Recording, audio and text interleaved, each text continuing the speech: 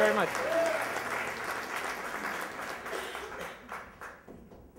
Back in 2001, Christine, my wife, and I traveled to Italy, and I highly recommend it. We loved it. We just were thrilled with the rugged, rustic towns of Cinque Terre that cling to a cliffside along the Ligurian Sea, and the stunning beauty of the Amalfi Coast, and the remarkable contrast of the modern and ancient all throughout Rome, and of course the art and architecture of Florence. The highlight of our stay in Florence was seeing the statue of David at the Accademia. Now when you go there, the statue of David is at the end of a long and wide hallway.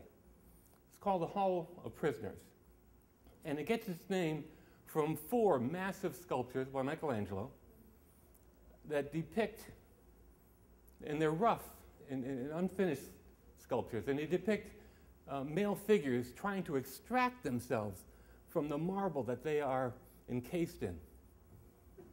And then at the end of the hall, in a large room, on a pedestal, under a dome, is the statue of David. And it is just amazing to see that cold, hard stone transformed into flesh and muscle and bone and veins. I mean, veins.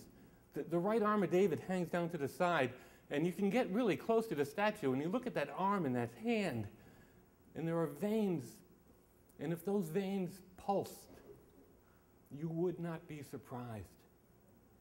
And Chris and I left the Accademia just in awe of what we had seen, and outside, there was a lot of activity, hustle and bustle in the area, which you would expect on a beautiful, sunny September afternoon outside a major museum in Florence. But the people seemed agitated. However, in Rome, Italy, that's fairly common to have people agitated. Now, I don't communicate very well in Italian. I speak a little bit.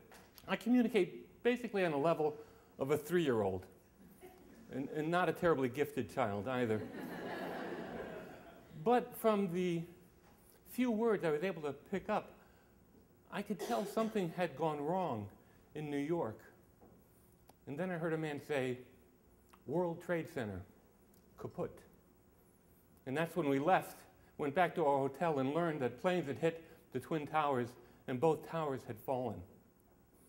And like everyone else in the world, we were stunned and transfixed and watched the news for hours and hours, but we felt after a while we just had to escape from the news. We had to get away from it, and we went outside and we walked around for a while and found a restaurant. During the course of the meal, our waiter came up to us and said, "Sei Americano? Are you American?"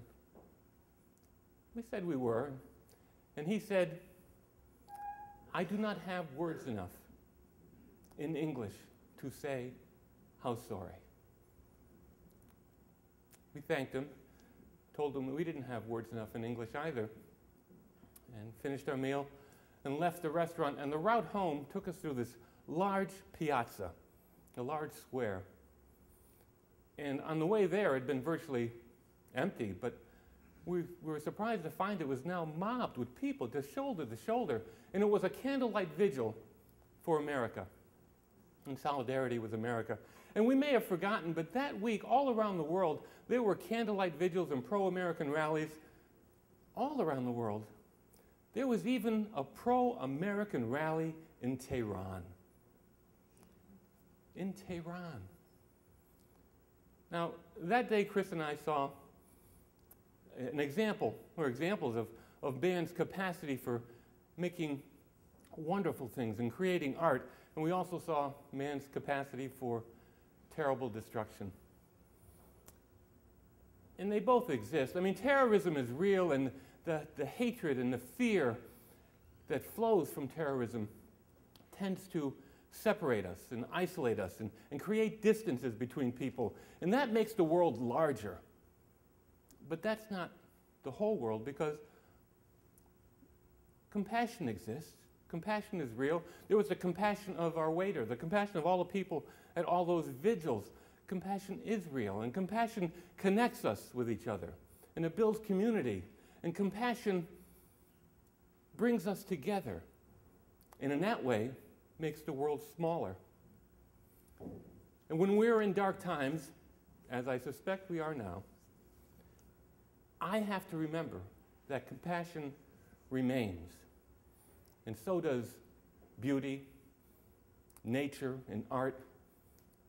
We have sculpture and painting and music and literature and theater. And even this, the simple act of telling each other stories and listening to each other's stories brings us together, creates compassion, and by bringing us together, makes the world smaller.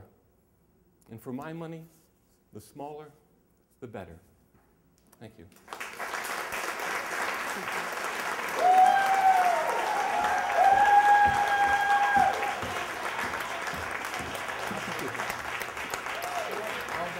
Thank you.